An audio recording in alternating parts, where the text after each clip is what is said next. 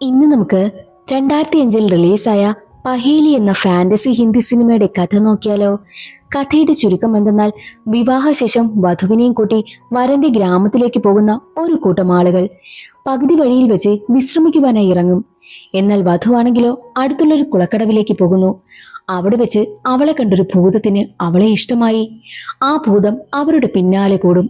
എന്നാൽ അതേസമയം തന്നെ ആദ്യ രാത്രി പെൺകുട്ടിയെ വിവാഹം കഴിച്ച ആളാണെങ്കിൽ അടുത്ത ദിവസം മുതൽ താൻ ഒരു ബിസിനസ് സംബന്ധിച്ച് യാത്ര പോവുകയാണെന്നും 5 വർഷങ്ങൾക്ക് ശേഷം മാത്രമേ തിരികെ വരൂവെന്നും പറയുന്നു. അത് കേട്ട് നവവധുവാണെങ്കിലോ ആകെ തകർന്നു പോകുന്നു. ആദ്യ രാത്രി പോലും ഒന്ന് സംസാരിക്കുവാൻ പോലും പറ്റിയില്ല, അത്രയ്ക്കും തിരക്കായിരുന്നു അയാൾ. എന്നാൽ അയാളാണെങ്കിൽ ബിസിനസ് സംബന്ധിച്ച് യാത്ര തിരിച്ച കാര്യം ഭൂതമറിയും. ഭൂതത്തിനാണെങ്കിലോ ആ ഒരു വധുവിനെ ആദ്യ കാഴ്ചയിൽ തന്നെ ഇഷ്ടമായി. ഭൂതം ഉടനെ തന്നെ ആ ഭർത്താവിന്റെ രൂപം സ്വീകരിച്ച് പെൺകുട്ടിക്കടുത്തേക്ക് എത്തുന്നു. പിന്നീട് സംഭവിച്ചതോ രസകരമായ കുറച്ച് കാര്യങ്ങളായിരുന്നു. അതെന്തെന്നൊക്കെ അറിയണ്ടേ? എങ്കിൽ നമുക്ക് വേഗം സിനിമയുടെ കഥയിലേക്ക് കടക്കാം. അതിനു മുൻപായിട്ട് വീഡിയോ കാണുന്ന കൂട്ടുകാർ ഒന്ന് ലൈക്ക് ചെയ്തിട്ട് കാണാൻ മറക്കരുതേ. സിനിമ തുടങ്ങുമ്പോൾ ബിസിനസ്സുകാരനായ കിഷൻ ലാലിന്റെയും ലച്ചിയുടെയും വിവാഹമാണ് കാണിക്കുന്നത്. വിവാഹമൊക്കെ കഴിഞ്ഞ് ലച്ചിയും കൂട്ടി അവരവരുടെ നാട്ടിലേക്കും യാത്രയായി. പോകുന്ന വഴിയിൽ വെച്ച് വിശ്രമിക്കുവാനായിട്ട് ഒരു സ്ഥലത്ത് നിർത്തുന്നു. അവിടെ അടുത്തായിട്ട് ഒരു കുളക്കടവുണ്ടായിരുന്നു. ലച്ചി അത് കണ്ടതും ആ കുളക്കടവിലേക്കും പോകുന്നു. എന്നാൽ ആ കുളക്കടവിന് അടുത്തായിട്ട് ഒരു മരമുണ്ട്. ആ മരത്തിൽ ഒരു കാക്കയിരുന്ന് ലച്ചിയെ കണ്ടതും വല്ലാതെ വിളിക്കും. എന്നിട്ട് ആ കാക്ക പെട്ടെന്ന് തന്നെ നല്ല ഭംഗിയുള്ളൊരു പക്ഷിയായി മാറി ലച്ചിക്ക് അടുത്തേക്കും വരുന്നു. ആ പക്ഷി വന്ന അതേ സമയം തന്നെ ലച്ചിക്കാണെങ്കിൽ അവിടെയൊക്കെ ഒരു പുരുഷന്റെ ശബ്ദം കേൾക്കുവാനായും പറ്റി. മാത്രവുമല്ല, കുളക്കടവിൽ നിന്നും നനഞ്ഞ കാൽപാദവും അവൾ കാണുന്നു. നനഞ്ഞ കാൽപാദം കണ്ട് പേടിച്ച ലച്ചി എല്ലാവർക്കും അടുത്തേക്ക് ഓടിപ്പോകുന്നു. അതിനുശേഷം കാണിക്കുന്നത് പുതുമണവാട്ടിയായ ലച്ചിയെ കിഷൻ ലാലിന്റെ വീട്ടിലേക്ക് കൊണ്ടുവരുന്നതാണ്. അവൾക്കവിടെ നല്ല സ്വീകരണമാണ് കിട്ടിയതും. അന്നേ ദിവസം രാത്രി ഫസ്റ്റ് നൈറ്റിന് വേണ്ടിയിട്ട് ഒരു ഗ്ലാസ് പാലുമായിട്ട് കിഷൻ ലാലിന്റെ റൂമിലേക്ക് എത്തുന്ന ലച്ചി കാണുന്നത് കണക്കും കൂട്ടിക്കൊണ്ടിരിക്കുന്ന കിഷൻ ലാലിനെയാണ്. കിഷൻ ലാലിന്റെ മനസ്സ് മുഴുവൻ എപ്പോഴും ബിസിനസ് എന്ന ചിന്ത മാത്രമേ ഉള്ളൂ. അച്ഛനൊപ്പം ചേർന്ന് അവൻ ബിസിനസ് നടത്തുകയാണ്. അതുകൊണ്ട് തന്നെ കുടുംബജീവിതത്തെക്കാളും മറ്റെന്തിനേക്കാളും അവന് വലുത് ബിസിനസ് തന്നെയാണ്. നമുക്ക് കുറച്ചു നേരം ഒന്ന് സംസാരിച്ചിരിക്കാമെന്ന് ലച്ചി കിഷൻലാലിനോട് ചോദിക്കുമ്പോൾ, അതൊന്നും പറ്റില്ല, എനിക്ക് അത്യാവശ്യമായിട്ട് ഈ കണക്കൊക്കെ ഒന്ന് കൂട്ടണം. മാത്രമല്ല, നാളെ രാവിലെ ഞാൻ ബിസിനസ് സംബന്ധിച്ച് യാത്ര പോവുകയെന്ന് പറയുന്നു. അത് കേട്ടതും ലച്ചിയുടെ മനസ്സ് തകർന്നു പോയി. നമ്മുടെ കല്യാണം അങ്ങോട്ട് കഴിഞ്ഞതല്ലേ ഉള്ളൂ, നാളെ പോയി കഴിഞ്ഞാൽ പിന്നെ എന്നാ വരിക എന്ന് ചോദിക്കും. ഞാൻ പോയി കഴിഞ്ഞാൽ പിന്നെ 5 വർഷം കഴിഞ്ഞ് തിരികെ വരുമെന്ന് സന്തോഷത്തോടു കൂടിയാണ് കിഷൻലാൽ പറയുന്നത്. പക്ഷേ ഒരു ഭാര്യ, അതും പുതുമണവാട്ടിയായ പെണ്ണിന് അത് താങ്ങാനായും പറ്റുമോ? ഇല്ല. നീ വേണമെങ്കിൽ കിടന്നു, ഞാൻ ഈ കണക്കെല്ലാം കൂട്ടിവെച്ചിട്ടേ കിടക്കൂ. നാളെ രാവിലെ തന്നെ ഞാൻ ഇവിടെ നിന്ന് യാത്ര തിരിക്കുമെന്നും ലച്ചിയോട് കിഷൻലാൽ പറയും. അവൾ അന്ന് കരഞ്ഞു കരഞ്ഞാണ് കിടന്നുറങ്ങുന്നതും. അടുത്ത ദിവസം രാവിലെ ആയപ്പോഴേക്കും കിഷൻലാല് ഒരുങ്ങി റെഡിയായി നിൽക്കുകയാണ് പോകുവാൻ വേണ്ടിയിട്ട്. അച്ഛനടുത്ത് വന്നിട്ട് ബിസിനസിന്റെ കാര്യങ്ങളൊക്കെ സംസാരിക്കും. എന്തായാലും ഞാൻ ഈ ബിസിനസ്സിൽ നിന്ന് ഒരുപാട് ലാഭമുണ്ടാക്കിയതിനു ശേഷം മാത്രമേ തിരികെ വരൂവെന്ന് അച്ഛന് വാക്കും കൊടുത്തിട്ടാണ് കിഷൻലാല് പോകുവാനായി ഇറങ്ങുന്നതും. ഇറങ്ങുന്ന സമയത്ത് പോലും തന്റെ സ്വന്തം ഭാര്യയെ ഒന്ന് നോക്കുന്നതോ ഒന്നും തന്നെയില്ല. അത്രയ്ക്കും ഒരു സ്നേഹമില്ലാത്തതുപോലെയാണ് കിഷൻലാൽ അവിടെ നിന്ന് പോകുന്നതും. കിഷൻലാൽ പോകുന്നത് കണ്ട് ലച്ചി വല്ലാതെ പൊട്ടിക്കരയുന്നു. അതേസമയം ലച്ചിക്കടുത്തേക്ക് കിഷൻലാലിന്റെ സഹോദരന്റെ ഭാര്യ വരും. ചേട്ടത്തി ലച്ചിയെ ഒരുപാട് സമാധാനിപ്പിക്കുന്നു. കാരണം ചേട്ടത്തിയും ഇതേ അവസ്ഥയിലൂടെയൊക്കെയാണ് കടന്നു പോയിട്ടുള്ളതും. അവരുടെ വിവാഹം കഴിഞ്ഞ ഉടനെ തന്നെ കിഷൻലാലിന്റെ ചേട്ടനും ഇതുപോലെ ബിസിനസ് യാത്രയ്ക്ക് പോയതാ. പക്ഷേ ഇതുവരെയും തിരിച്ചു വന്നിട്ടേയില്ല. എവിടെയാണെന്നോ ജീവനോടെ ഉണ്ടെന്നോ എന്ത് ചെയ്യുന്നെന്നോ ഒന്നും തന്നെ ആർക്കും അറിയത്തേയില്ല എന്നുള്ള കാര്യം ചേട്ടത്തി പറയുന്നു. അതും കൂടി കേട്ടതോടുകൂടി ലച്ചിയുടെ ഫുൾ കൺട്രോളും പോയി. അവൾ പൊട്ടിക്കരയുകയാണ്. വീട്ടിൽ നിന്നും യാത്ര തിരിച്ച് കിഷൻ ഒരുപാട് ദൂരം കഴിഞ്ഞതും വിശ്രമിക്കുവാനായി തീരുമാനിക്കുന്നു. എവിടെയാണോ കല്യാണം കഴിച്ചപ്പോൾ അവർ വിശ്രമിക്കുവാനായിട്ട് ഇറങ്ങിയത് അതേ സ്ഥലത്ത് തന്നെയാണ് കിഷനും എത്തിയിരിക്കുന്നത്. മാത്രമല്ല, ആ കുളക്കടവിലേക്ക് തന്റെ കൈയും കാലും മുഖവും ഒക്കെ കഴുകുന്നതിന് വേണ്ടിയിട്ട് കിഷൻ പോകുന്നു. ഇതെല്ലാം കണ്ടുകൊണ്ട് ആ മരത്തിൽ ഒരു ഭൂതമുണ്ടായിരുന്നു. കുളക്കടവിനടുത്തുള്ള ആ മരത്തില് ഒരുപാട് ഭൂതങ്ങളെ ആവാഹിച്ച് കെട്ടിയിട്ടുണ്ട്. അതിലൊരു ഭൂതമാണ് ഇപ്പോൾ കിഷനെ തന്നെ നോക്കിക്കൊണ്ടിരിക്കുന്നതും. ആ ഭൂതം മനുഷ്യരൂപം സ്വീകരിച്ചിട്ട് തന്റെ മറ്റുള്ള കൂട്ടുകാരോട് പറയും, ഇന്നലെയാ ഇയാളുടെ വിവാഹം കഴിഞ്ഞത്, ദേ ഇന്നയാൾ എങ്ങോട്ടോ പോകുന്നു, ഞാൻ പോയി അതൊക്കെ ഒന്ന് അന്വേഷിച്ചിട്ട് വരട്ടെ എന്ന് പറഞ്ഞിട്ട് നേരെ ഭൂതം കിഷന്റെ അടുത്തേക്ക് പോകുന്നു. എന്നിട്ട് ഇന്നലെയല്ലേ നിങ്ങളുടെ വിവാഹം കഴിഞ്ഞത്, ഇന്ന് എവിടേക്കാ പോകുന്നതെന്നൊക്കെ ചോദിക്കുമ്പോൾ ഞാനൊരു ബിസിനസ് സംബന്ധിച്ച് പോവുകയാ, ഇനി ഒരു 5 വർഷം കഴിഞ്ഞ് ഞാൻ തിരികെ വരുമെന്ന് പറയും. അത് കേട്ടതും ആ ഭൂതത്തിന് ഒരുപാട് സന്തോഷമായി. കിഷൻ പോയി കഴിഞ്ഞതും ഉടനെ തന്നെ തന്റെ സുഹൃത്തുക്കളുടെ അടുത്തെത്തിയിട്ട് കിഷന്റെ രൂപം സ്വീകരിച്ചിട്ട്, എനിക്ക് അന്ന് കണ്ടപ്പോഴേ ആ ലച്ചിയെ ഒരുപാട് ഇഷ്ടമായി, ഇയാൾ ഇനി പോയി കഴിഞ്ഞാലും 5 വർഷം കഴിഞ്ഞില്ലേ വരൂ, ഞാനപ്പോൾ ലച്ചിക്കടുത്തേക്ക് പോവുകയാണ് എന്നും പറഞ്ഞിട്ട് ഭൂതമാണെങ്കിൽ കിഷന്റെ രൂപത്തിൽ ലച്ചിക്കടുത്തേക്ക് യാത്രയായി. കൂട്ടുകാർ പോകരുതെന്ന് ഭൂതത്തെ വിലക്കിയിട്ടും അതൊന്നും കേൾക്കാതെയാണ് കിഷന്റെ രൂപത്തിൽ ലച്ചിയെ കാണുവാനായിട്ട് ആ ഭൂതം യാത്രയായതും. വീട്ടിലേക്ക് എത്തുന്ന സമയത്ത് എല്ലാവരും കിഷനെ കണ്ട് ഞെട്ടുന്നു. കാര്യം കുറച്ചു നേരം ആയതല്ലേ ഉള്ളു പോയിട്ട്, എന്നിട്ട് ദേ ഇപ്പോൾ വീട്ടിലേക്ക് എത്തിയിരിക്കുകയാണല്ലോ. അച്ഛൻ അവനെ ഒരുപാട് വഴക്ക് പറയും. ബിസിനസിന്റെ കാര്യത്തിന് പോയിട്ട് നീ ഇത്രയും വേഗം തിരിച്ചു വന്നിരിക്കുന്നോ, കല്യാണം കഴിഞ്ഞതുകൊണ്ട് നിനക്ക് ഭാര്യയെ കാണാതിരിക്കാൻ പറ്റുന്നില്ലേ എന്നൊക്കെ പറഞ്ഞാണ് അച്ഛൻ അവനെ വഴക്ക് പറയുന്നതും. എന്നാൽ അതിനു മറുപടിയായിട്ട് കിഷൻ പറയുന്നത്, ഞാനേ പോകുന്ന വഴിയിൽ വെച്ച് ഒരു ഗുരുവിനെ കണ്ടു. ആ ഗുരു എന്നോട് പറഞ്ഞു, നീ രാവിലെ ഉറക്കമുണരുമ്പോൾ നിന്റെ കൈവശം 5 സ്വർണ്ണ നാണയം കാണുമെന്ന്, അതുകൊണ്ടാണ് ഞാൻ തിരികെ വന്നതെന്നും കിഷൻ പറയും. അത് കേട്ട് അച്ഛൻ ഒരുപാട് സന്തോഷമായി. 5 സ്വർണ്ണ നാണയം വെറുതെ കിട്ടുമെങ്കിൽ കിട്ടട്ടെ എന്നാണ് അച്ഛനും ചിന്തിക്കുന്നത്. അങ്ങനെ അച്ഛൻ അവനെ അകത്തേക്ക് പോകുവാനായി അനുവദിച്ചു. കിഷൻ നേരെ അകത്തേക്ക് കയറി വരും. കിഷനെ കണ്ടതും ലച്ചി കിഷനടുത്തേക്ക് ഓടി വന്നിട്ട്, നമ്മുടെ പ്രണയത്തിൽ എനിക്ക് വിശ്വാസമുണ്ട്, നിങ്ങൾ വരുമെന്ന് എനിക്കറിയാമായിരുന്നുവെന്നും ലച്ചി പറയും. അതിന് മറുപടിയായിട്ട് കിഷൻ പറയുന്നത്, എനിക്ക് നിന്നെ വിട്ട് ഒരിക്കലും പോകാനായും പറ്റില്ല, കാരണം ഞാൻ അത്രയ്ക്ക് നിന്നെ സ്നേഹിക്കുന്നുവെന്ന് കിഷനും ലച്ചിയോട് പറയുന്നു. അത് കേട്ടതും ലച്ചിക്കും ഒരുപാട് സന്തോഷമായി. കിഷന്റെ രൂപം സ്വീകരിച്ച ആ ഒരു ഭൂതം തന്റെ മാന്ത്രിക വിദ്യയൊക്കെ ഉപയോഗിച്ച് ലച്ചിയെ ഒരുപാട് സന്തോഷിപ്പിക്കുന്നു. ദിവസങ്ങൾ കടന്നു പോകുന്തോറും അവരുടെ സന്തോഷമൊക്കെ കൂടിക്കൂടി വന്നുകൊണ്ടേയിരുന്നു. അവർക്കിടയിലുള്ള പ്രണയവും വളർന്നുകൊണ്ടേയിരുന്നു. ഇതെല്ലാം ചേട്ടന്റെ ഭാര്യ ശ്രദ്ധിക്കുന്നുണ്ട്. ചേട്ടന്റെ ഭാര്യയ്ക്കാണെങ്കിലോ അതൊക്കെ കാണുമ്പോൾ വല്ലാത്ത വിഷമം. കിഷൻ ഇങ്ങനെയാണല്ലോ, പക്ഷേ ചേട്ടൻ എന്താ ഇങ്ങനെയൊന്നും ആകാത്തത്, കിഷൻ അവന്റെ ഭാര്യയെ ഒരുപാട് സ്നേഹിക്കുന്നല്ലോ എന്നൊക്കെയാണ് ചേട്ടത്തെ ചിന്തിച്ച് വിഷമിക്കുന്നത്. അങ്ങനെ അവർ രണ്ടുപേരും ഒന്നാകുവാനേയും തീരുമാനിക്കുന്നു. ലച്ചി കിഷനെ കെട്ടിപ്പിടിക്കുന്ന സമയത്ത്, ഞാൻ നിന്റെ ഭർത്താവാണോന്ന് നീ ഒന്ന് ഉറപ്പ് വരുത്തുന്നില്ലേ എന്ന് ചോദിക്കും. എന്തുറപ്പ് വരുത്താനാ, നിങ്ങൾ എന്റെ ഭർത്താവ് തന്നെയല്ലേ, പിന്നെന്തിനാ ഞാൻ സംശയിക്കുന്നതെന്നും ലച്ചി ചോദിക്കുന്നു. അതിന് മറുപടിയായിട്ട് കിഷൻ പറയുന്നത്, ഞാൻ യഥാർത്ഥത്തിൽ നിന്റെ ഭർത്താവല്ല, ഞാനൊരു ഭൂതമാ. കല്യാണം കഴിഞ്ഞു വരുന്ന സമയത്ത് നീ ഒരു കുളക്കടവിൽ ഇറങ്ങിയില്ലേ, അവിടെ വെച്ചാ നിന്നെ ഞാൻ ആദ്യമായിട്ട് കണ്ടപ്പോൾ തന്നെ എനിക്ക് നിന്നോട് ഒരുപാട് ഇഷ്ടമായി. നിന്റെ അടുത്തേക്ക് വന്ന ആ ഒരു പക്ഷിയില്ലേ, അത് യഥാർത്ഥത്തിൽ ഞാനാ. നിന്റെ ഭർത്താവ് 5 വർഷം കഴിഞ്ഞ് ഇനി തിരികെ വരുമെന്ന് മനസ്സിലാക്കിയത് കൊണ്ട് നിന്റെ ഭർത്താവിന്റെ തന്നെ രൂപം സ്വീകരിച്ച് ഞാൻ നിന്റെ അടുത്തേക്ക് വന്നിരിക്കുന്നതാ, അല്ലാതെ ഞാൻ നിന്റെ കിഷനല്ല എന്നുള്ള കാര്യവും ആ ഭൂതം പറയുന്നു.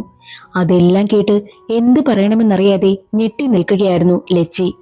ലച്ചിയോട് പറയും, നീ പോകണമെന്ന് പറഞ്ഞാൽ ഞാൻ ഉറപ്പായും ഇവിടെ നിന്ന് പോകും, പിന്നെ നിന്റെ ജീവിതത്തിലേക്ക് ഒരിക്കലും ഞാൻ കടന്നു വരില്ല എന്നും ആ ഒരു ഭൂതം പറയുന്നു.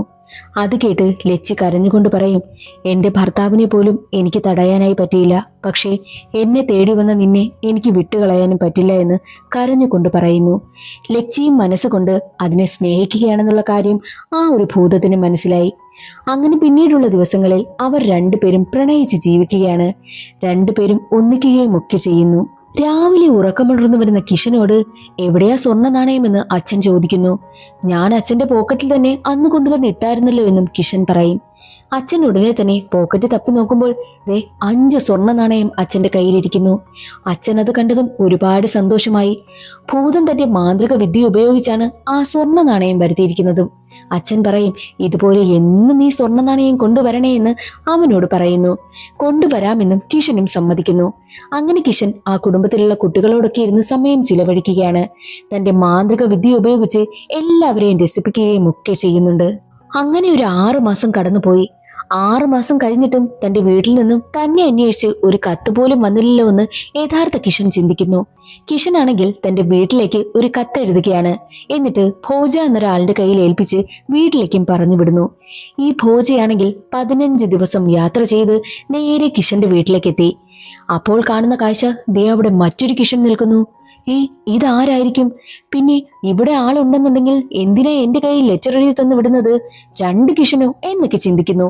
നിങ്ങളിവിടെ നിൽക്കുകയാണെങ്കിൽ പിന്നെന്തിനാ ലെറ്റർ എഴുതി ഏൽപ്പിച്ച് എന്നെ ഇങ്ങോട്ട് പറഞ്ഞു വിട്ടതെന്നും ഭോജ ചോദിക്കും.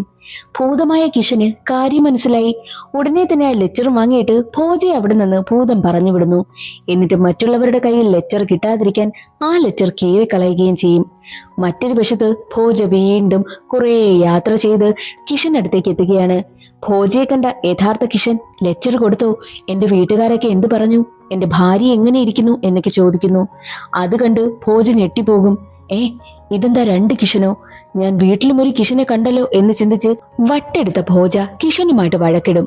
എന്നാൽ കിഷൻ കരുതുന്നത് കാശ് വാങ്ങിയിട്ട് ഭോജ ലെറ്റർ ഏൽപ്പിച്ചില്ല എന്നതാണ്. അതുകൊണ്ട് തന്നെ ഭോജയും കിഷനും തമ്മിൽ വലിയ പ്രശ്നമാകുന്നു. മറ്റൊരു വശത്ത് കിടന്നുറങ്ങുകയായിരുന്ന ഭൂതമായ കിഷനടുത്തേക്ക് സന്തോഷത്തോടു കൂടി ഓടി വരികയാണ് ലച്ചി. ലച്ചിയുടെയും ഭൂതമായ കിഷന്റെയും ജീവിതം സന്തോഷത്തോടു കൂടി മുന്നോട്ട് പോവുകയാണ്. അങ്ങനെ ഇരിക്കെ ഒരു ദിവസം കുറെ ആളുകൾ കിഷന്റെ വീട്ടിലേക്ക് വരും.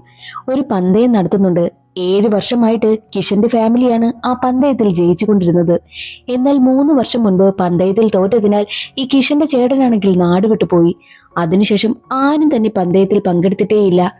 അതുകൊണ്ട് തന്നെ വീണ്ടും അവരെ പങ്കെടുപ്പിക്കുവാനായിട്ടാണ് ആളുകൾ എത്തിയിരിക്കുന്നതും. അത് കാണുന്ന അച്ഛൻ ഉടനെ തന്നെ കിഷനോട് പറയും, ഈ പന്തയത്തിൽ നമ്മൾ ജയിക്കണം, നീ മുന്നിട്ട് നിന്ന് നടത്തണമെന്നും കിഷനോട് അച്ഛൻ പറയുന്നു. അത് കേട്ട ഭൂതമായ കിഷനാണെങ്കിൽ സമ്മതിക്കുകയും ചെയ്യും. അടുത്ത ദിവസം ആ ഒരു ഓട്ടപ്പന്തയത്തിൽ പങ്കെടുക്കുന്നതിന് വേണ്ടിയിട്ട് എല്ലാവരും എത്തിയിരിക്കുകയാണ്. അത് കാണുവാനായിട്ടും ഒരുപാട് പേരെത്തിയിട്ടുണ്ട്. കുതിരപ്പന്തയം പോലെ തന്നെ ഒട്ടകങ്ങളെ വെച്ച് നടത്തുന്ന പന്തയം. ആദ്യം ആരോടിയെത്തുന്നോ അവർ വിജയിക്കും. അങ്ങനെ കിഷനാണെങ്കിൽ തന്റെ വീട്ടിൽ നിന്നും പോയ ഒട്ടകത്തിനെ തന്റെ മാന്ത്രിക വിദ്യ ഉപയോഗിച്ച് ജയിപ്പിക്കും. കൂടെ ഓടുന്നവരെല്ലാം കള്ളത്തരം കാണിക്കുന്നത് മനസ്സിലാക്കിയത് കൊണ്ട് മാത്രമാണ് തന്റെ മാന്ത്രിക വിദ്യ ഭൂതം പ്രയോഗിച്ചതും. അങ്ങനെ കിഷന്റെ കുടുംബം ജയിക്കുന്നു. ഈ കാര്യമെല്ലാം ബാക്കിയുള്ളവർ ശ്രദ്ധിക്കുന്നുണ്ട്.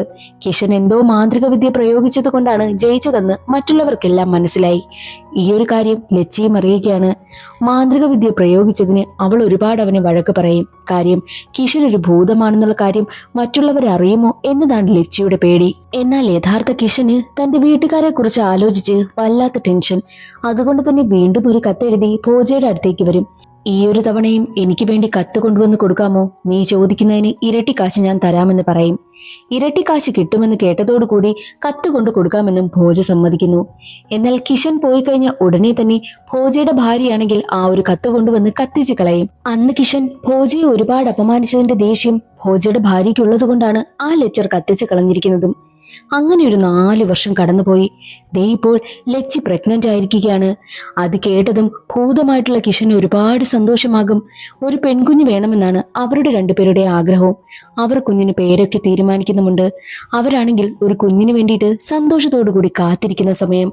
എന്നാൽ കിഷൻ ആണെങ്കിലോ തന്റെ വീട്ടുകാരുടെ ഒരു വിവരവും ഇല്ലാത്തത് കൊണ്ട് യഥാർത്ഥ കിഷൻ എല്ലാവരെയും കാണുവാനായിട്ട് വീട്ടിലേക്ക് തിരിച്ചു വരുന്നു. അതേസമയം ഇപ്പോൾ ലച്ചി പ്രഗ്നന്റ് ആയതിന്റെ ആഘോഷമൊക്കെ നടക്കുകയായിരുന്നു. എന്നാൽ പുറത്തു വന്നു നിന്ന കിഷൻ ആണെങ്കിലോ തന്റെ വൈഫ് പ്രഗ്നന്റ് ആണെന്നുള്ള കാര്യം അറിയുന്നു. അത് കേട്ടതും കിഷൻ ഞെട്ടിപ്പോകും. അകത്തേക്ക് കയറി വന്ന കിഷനെ കണ്ട് എല്ലാവരും ഞെട്ടുകയാണ്. എന്റെ രൂപത്തിലുള്ള ഇവൻ ആരാ എന്ന് യഥാർത്ഥ കിഷൻ ചിന്തിക്കും. ഞാനാണ് കിഷൻ എന്ന് യഥാർത്ഥ കിഷൻ പറയുമ്പോൾ ആരും തന്നെ വിശ്വസിക്കത്തേയില്ല. അച്ഛനോടും ഞാനാ അച്ഛന്റെ മകനെന്ന് പറയുമ്പോഴും ഭൂതമായിട്ടുള്ള കിഷനെയാണ് അച്ഛൻ വിശ്വസിച്ചിരിക്കുന്നത്. കാരണം എല്ലാ ദിവസവും 5 സ്വർണ്ണ നാണയം വീതം ഈ കിഷൻ കൊടുക്കുന്നുണ്ടല്ലോ. ആ ഒരു സ്വർണ്ണ നാണയത്തിൽ മയങ്ങിയിരിക്കുകയാണ് അച്ഛനും. യഥാർത്ഥ കിഷൻ പറയുന്നത് ആരും തന്നെ വിശ്വസിക്കുന്നതേയില്ല. തന്റെ ഭാര്യ കൂടി ഗർഭിണിയാണെന്ന് അറിഞ്ഞതിൽ തകർന്ന് തരിപ്പണമായി നിൽക്കുകയാണല്ലോ യഥാർത്ഥ കിഷൻ. വീട്ടുകാരും തിരിച്ചറിയാത്തത് കൊണ്ട് തന്നെ അവനാകെ മാനസികമായി തകർന്ന അവസ്ഥയിലാണ്. ലച്ചിയെ തനിക്ക് നഷ്ടമായി പോകുമോ എന്ന പേടിയാണ് ഭൂതമായ കിഷന്. അങ്ങനെ ലച്ചി പ്രസവിക്കുന്നു. ഒരു പെൺകുഞ്ഞാണ് അവൾക്ക് ജനിച്ചിരിക്കുന്നത്. ലച്ചിക്കാണെങ്കിലോ വല്ലാത്ത സങ്കടം. തനിക്ക് തന്റെ കിഷനെ നഷ്ടമാകുമോ എന്നാണ് അവൾ ചിന്തിക്കുന്നതും. മറ്റൊരു വശത്ത് യഥാർത്ഥ കിഷൻ നാട്ടുകാരോടും വീട്ടുകാരോടും വന്നിട്ട്, ഞാനാ യഥാർത്ഥ കിഷൻ, നിങ്ങൾ എന്നോട് കുറച്ച് ചോദ്യങ്ങൾ ചോദിക്കേ, അപ്പോൾ നമ്മൾ രണ്ടുപേരിൽ ആരാണ് യഥാർത്ഥമെന്ന് മനസ്സിലാക്കാമല്ലോ എന്ന് പറയുന്നു. അങ്ങനെ രണ്ടുപേരെയും നിർത്തിയിട്ട് ഓരോ ചോദ്യങ്ങളും ചോദിക്കും. രണ്ടുപേരും ഒരു ഉത്തരം തന്നെയാണ് പറയുന്നതും.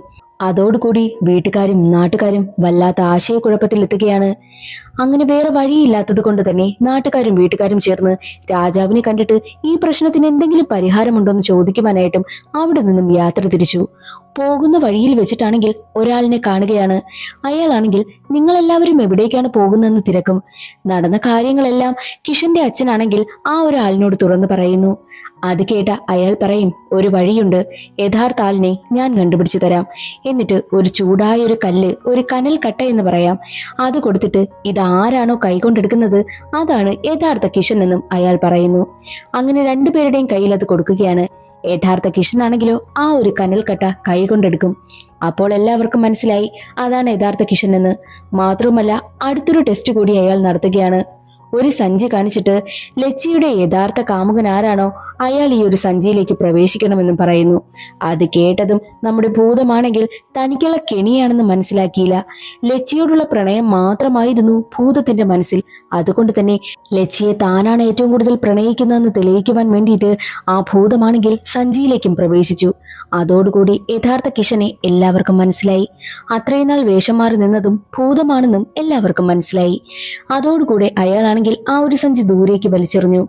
അവിടെ കൂടി നിന്ന എല്ലാവരും പിരിഞ്ഞു പോവുകയും ചെയ്യുകയാണ്. എന്നാൽ മറ്റൊരു വശത്ത് ഭൂതത്തെ ഓർത്ത് കരഞ്ഞുകൊണ്ടിരിക്കുകയാണ് ലച്ചി.